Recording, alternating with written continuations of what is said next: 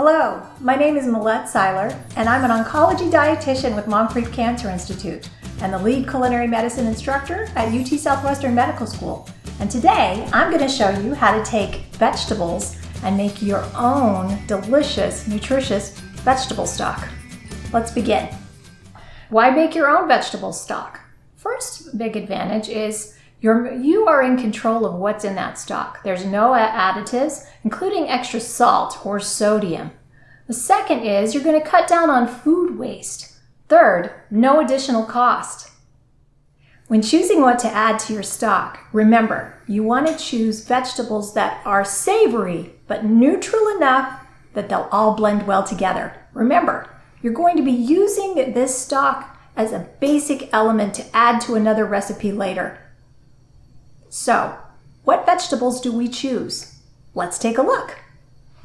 What vegetables go great in stock? Celery, all kinds of squash, carrot, mushroom, delicious umami flavor, very savory. Onions, including the peel as long as it's clean.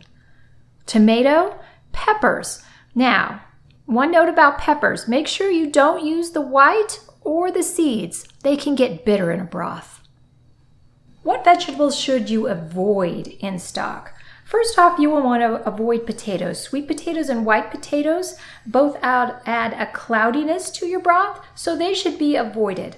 Second, you want to avoid cruciferous vegetables like Brussels sprouts, cauliflower, and broccoli. They have a very strong, distinctive taste and can be very bitter in stock, as well as asparagus and your strong leafy greens like kale and collard greens. All should be avoided. You should also not put fruit in your stock, especially citrus and cilantro. Definitely avoid that. It has a very distinctive taste. I encouraged you last time to save all of those vegetable trimmings in a bag and keep them in the freezer until that bag is full and you're ready to make your stock. Let's see what I have. And here you can see is my bag of vegetable peelings that I'm going to use for stock. Some onion, some carrot, some parsley, all really great stuff. We've got our vegetables and we're ready to make stock. You have two options now. You can dump this in a pot, fill it up with water, bring it to boil, pull it down to a simmer for about an hour and a half to 2 hours till it gets a nice rich color. Or you can do a next level with me. To do next level, you'll need olive oil, bay leaves, and peppercorn. Right, so the first step is adding the oil. I'm adding this to a preheated pot.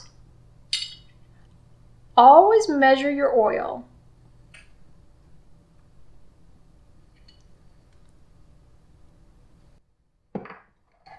Next, I'm going to add in my vegetables.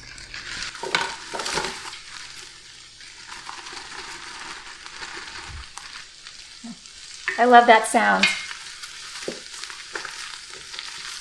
That sizzle is the sound of possibility.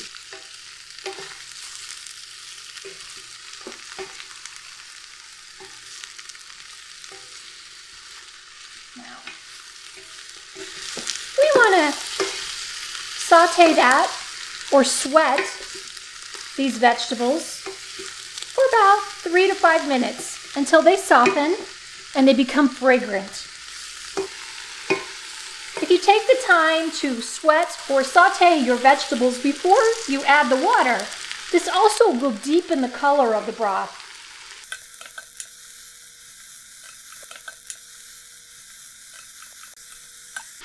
And it looks like our vegetables are ready to go. They've been sauteing for about 5 minutes now.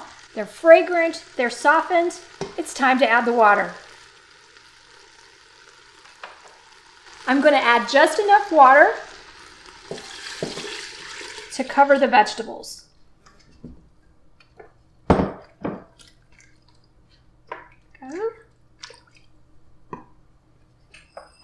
Last step, I want to add my bay leaf and peppercorn. Our next step, we want to take our temperature up to a boil.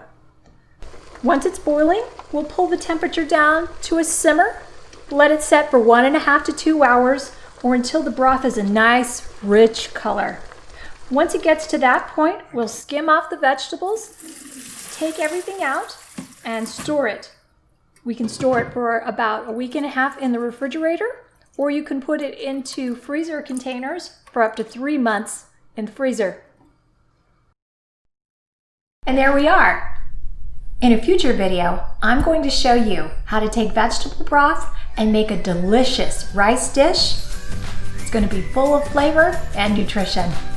Till then, from Moncrief Cancer Institute and UT Southwestern, stay safe and healthy cooking.